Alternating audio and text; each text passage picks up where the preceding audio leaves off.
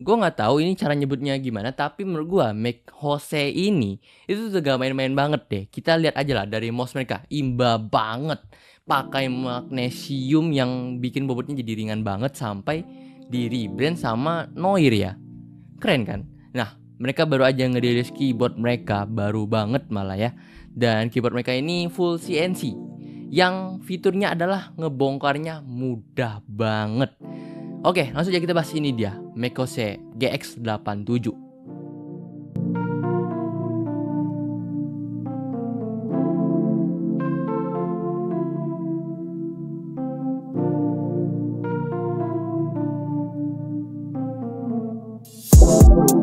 Nah, gue pengen kasih kalian lihat gimana dan segampang apa ngebongkar case dari keyboard ini. Jarang banget kan gue bahas kayak gini tuh di awal video.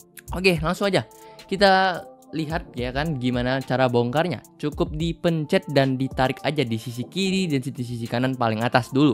Ingat paling atas dulu ya.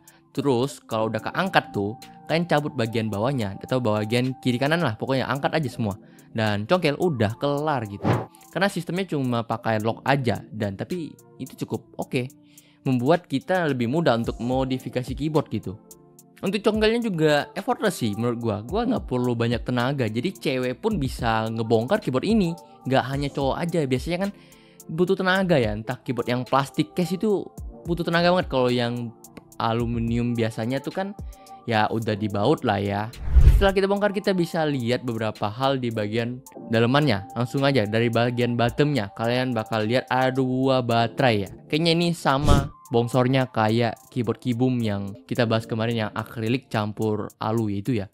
Dia kan ada 8000, sedangkan ini ya ada 8000 juga. Anjir, ini power bank apa keyboard sih ya? Gue juga agak kaget ya, dia punya baterai 8000 yang berarti pemakaiannya tuh bisa cukup panjang. Ya wajar sih, karena ini keyboard udah berat ya, sekalian aja beratin aja. Setelah kalian bakal nemuin baterai, kalian tuh bakal nemuin poron foam yang nyatu dengan PET, terus PCB hot swap 5 pin short facing, PET, XP switchpad, dan juga poron foam lagi. Masih soal PCB-nya, keyboard ini tentu udah support wireless 2,4 GHz, Bluetooth, dan juga wired. Nah, ada yang menarik lagi. Di sebelumnya kita bahas ada keyboard yang punya fitur untuk ngatur ultra low latency ya. Nah, di sini juga nggak mau kalah, ada juga fitur itu.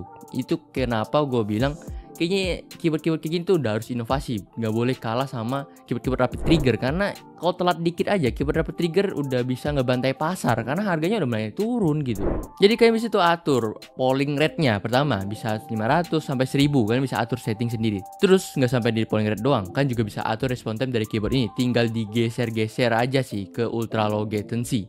So kita bisa naik satu level lah di atas keyboard yang kayak gini, yang pada umumnya gitu. Oke, balik ke desainnya ya. Mungkin tren tahun ini tuh ada di TKL ya. Entah kenapa kita baru aja review TKL, kali ini datangnya TKL lagi. Ya, mungkin ini memang trennya ya. Dari depan kalian bisa lihat ini biasa aja sebenarnya ya. Nggak ada yang spesial-spesial banget. Tapi di bagian belakang, keren banget cuy. Corak-corak plus teksturnya itu bikin cakep. Jadi nggak biasa aja gitu keyboardnya.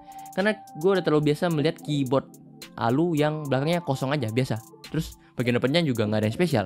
So secara desain biasa aja, cuma ngandelin keycapsnya doang. Memang seperti itu semua sih. Tapi ini kayak bawa nilai plus lah ya. Dia nggak ngandelin keycapsnya doang, tapi di bagian belakangnya ini cakep banget sih. Ngomongin keycaps ya, keycapsnya itu dia tentunya udah PBT double shot, cherry profile juga. Jadi udah cukup oke lah buat mengetiknya tuh nyaman gitu. Dan untuk pemakaian jangka panjang juga udah gak mungkin pudar, minim pudar lah kita bilangnya. Karena ini full CNC ya, tadi gue bilang bobotnya itu kan lumayan berat. Dan ini total kita timbang ya udah 2 kiloan lebih. Yang buat si keyboard ini tuh bunyinya se-creamy ini loh.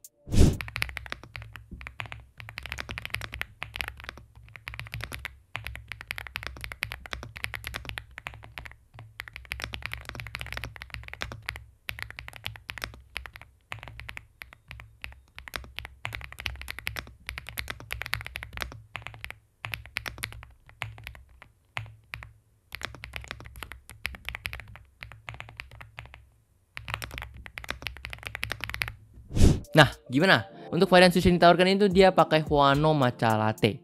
Nggak ada pilihan lain sih, cuma satu doang. So far, switchnya sih menurut gue udah cukup oke tuh.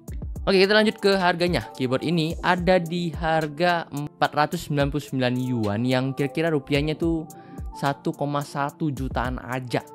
Murah gak? Murah sih menurut gua. Ya harga yang cukup gak waras ya menurut gua buat sebuah keyboard case alu full CNC, konektivitas lengkap, PCB udah hotshot 5 pin short facing ya. Cuma di 1,1 sama bea cukai paling 1,2 ya, 1,3. Nggak sampai deh, 1,2 lebih aja paling. Nggak sampai 1,3 harusnya. Gila sih menurut gua, dengan harga segitu kalian bisa dapat keyboard yang full CNC, bobotnya berat, suaranya screaming itu. Nah, mungkin segitu lah untuk pembahasan gua kali ini. Like kalau suka, subscribe channel ini kalau channel ini bermanfaat, dan kasih tau gua produk apa lagi yang kalian pengen gua bahas. Segitu dulu, gua mau pamit diri. Bye bye.